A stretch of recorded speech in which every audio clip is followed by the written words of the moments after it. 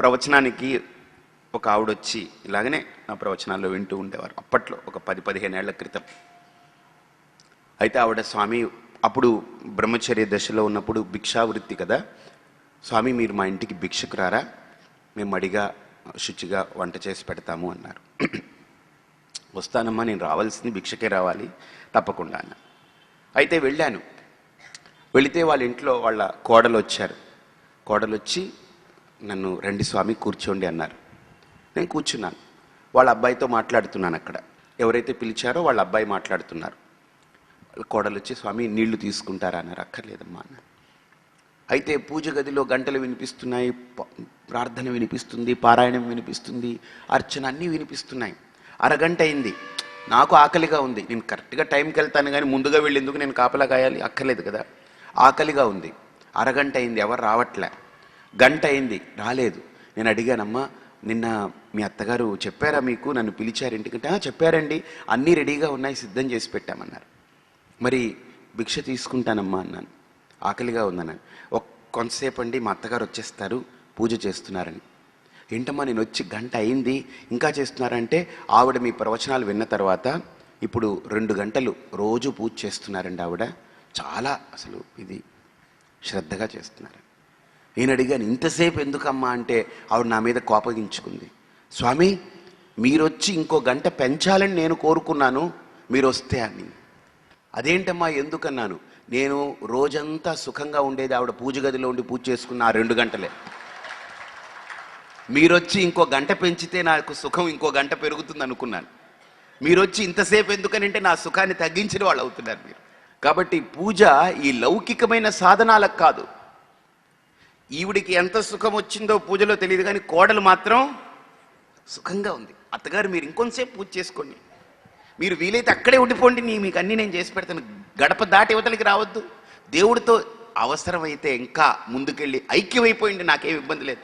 ఓహో, అంత స్థాయికి వెళ్ళిపోతుంది. దేవుడితో ఐక్యమైపోవడం అంటే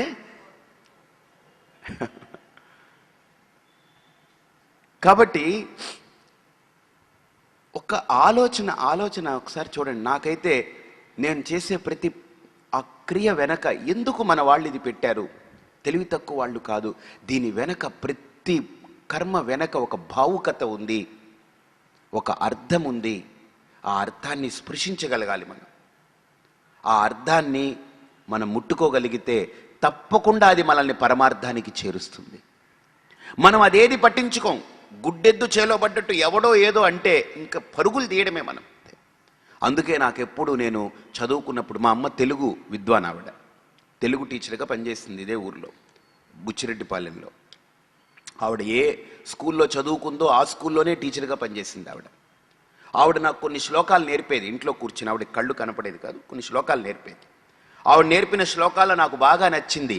వినదగునెవ్వరు చెప్పినన్ వినినంతనే వేగుర పడక వివరింపదగున్ కనికెల్ల నిజము తెలిసిన మనుజుడే పోల్ నీతిమంతుడు మహిళో సుమతి అని. ఆ సుమతి శతకం నేర్పించే తల్లులు ఆంధ్ర రాష్ట్రంలో మాయమైపోయారు. అందుకనే పిల్లల్లో సుమతి లేదు, కుమతులు పుడుతున్నారు. ఇప్పుడు దుర్మతులు పుడుతున్నారు, కుమతులు పుడుతున్నారు. మళ్ళీ తల్లులు వాళ్ళ ఒడిలో పిల్లల్ని కూర్చోపెట్టుకుని అమ్మ ఒడిని ఇవ్వాలి. ఆ అమ్మ ఒడిలో పిల్లలు సుమతి శతకం నేర్చుకోవాలి, వేమన పద్యాలు నేర్చుకోవాలి. కాబట్టి పిల్లలకి మొట్టమొదటి బడి తల్లి ఒడి, అది గుర్తుపెట్టుకోండి. పిల్లలకు గుడి అమ్మ ఒడి. దాన్ని మనం దూరం చేస్తే చిన్న పిల్లలుగా ఉన్నప్పుడు 5 ఏళ్ల వరకు పిల్లల్ని మీ ఒడిలో పెంచండి. 5 ఏళ్ల తర్వాత బడిలో పెంచండి, మీ దగ్గర పెట్టుకోకండి. ఎందుకనంటే వాళ్ళకి ప్రాపంచికమైనటువంటి భావజాలం పెరుగుతుంది. మీ నుండి ఏవో వాళ్ళు ఆశించడం మొదలు పెడతారు. కాబట్టి ఆ సమయంలో, ఆ ప్రాయంలో మీరు వాళ్ళని దూరంగా పెట్టండి. గురుకులంలో పెట్టేవారు. 8 ఏళ్ళు రాగానే గురుకులానికి పంపించేవారు. తల్లిదండ్రి దగ్గర పెట్టుకోరు. అప్పుడే పిల్లాడు సంస్కరింపబడతాడు. అక్కడ వాడికి విశృంఖలత్వం అనేది తగ్గిపోతుంది అక్కడ గురుకులంలో. అంటే విశృంఖలత్వం అంటే ఇష్టం వచ్చినట్లు ప్రవర్తించడం. ఇంట్లో తల్లిదండ్రి దగ్గర ఇష్టం వచ్చినట్లు ప్రవర్తిస్తాడు. అది ఎప్పుడైనా తల్లిదండ్రి ప్రశ్నిస్తే, చూసావా వీళ్ళు ఏమిటో కన్నాం అని చెప్పి వీళ్ళ ఇష్టానికి వీళ్ళు నా మీద రెచ్చిపోయి ఏదో అనేస్తున్నారు, వీళ్ళు నన్ను నొక్కేస్తున్నారని అనుకుంటారు. కాబట్టి 8 ఏళ్ల వరకు తల్లి ఒడిలో పెరగాలి శిశువు. అందుకని అంతవరకు దానికి ఆ ప్రాయం ఉంటుంది, బాల్యం. 8 తర్వాత గురుకుల వాసం చేయాలి. అంటే తల్లి నేర్పిన ప్రతి పద్యము, తల్లి నేర్పిన ప్రతి శ్లోకము గురువు దగ్గర దాని యొక్క అర్థము, పరమార్థాన్ని వివరించేటువంటి అవకాశం ఏర్పడుతుంది అక్కడ. అటువంటి గురుకులాలు పోయాయి, అటువంటి అమ్మలు పోయారు. అందుకనే అమ్మ పాపం పోయింది, మమ్మీ పుట్టుకొచ్చింది అని ఒక ఆయన మన శ్రీపీఠంలో రాశారు. ఆయన చాలా అద్భుతంగా. ఈ సమాజంలో అమ్మ చచ్చిపోయింది, మమ్మీ పుట్టుకొచ్చింది. అమ్మ పోయి మమ్మీ పుట్టుకొచ్చినప్పుడు మన సంస్థ అంతా, మన వ్యవస్థలంతా, మన సంస్కృతి అంతా మమ్మీగాళ్ళు అయ్యారంతా. నన్ను అడిగాడు ఒక అబ్బాయి, స్వామి మమ్మీ అంటే ఏమిటన్నాడు. మమ్మీ 1, మమ్మీ 2, మమ్మీ 3 100 డేస్ ఆడాయ్యా. ఇప్పుడు మీ అమ్మ మమ్మీ 4 ఏమో బహుశా, అందుకే మమ్మీ మమ్మీ అంటున్నా. కాబట్టి అమ్మ ఒడిలో నేర్చుకున్న ఒక్కొక్క శ్లోకం భవిష్యత్తుకి అదొక పెద్ద పునాది రాయి అవుతుందండి. వినదగునెవ్వరు చెప్పినన్ వినినంతనే వేగుర పడక వివరింపదగున్. కాబట్టి ఈరోజు మనకు సమాజంలో బోల్డ్ చెప్పేదానికి సిద్ధంగా ఉన్నారు. మనం వెంటనే వినేసి అబ్బా ఎంత బాగా చెప్పేశారండి, ఇంకా ఆయనకి అంకితం అయిపోవడం, దాసోహం అయిపోవడం, ఇంకా అంతే పరుగులు తీయడం. ఒక 3 ఏళ్ళు పోయిన తర్వాత నేను ఇలా అనుకోలేదండి, ఏమిటోనండి ఆ మనిషిలాగా, నిన్నెవడు అనుకోమన్నాడు, నిన్నెవడు అనుకోలేదండి అన్నాడు.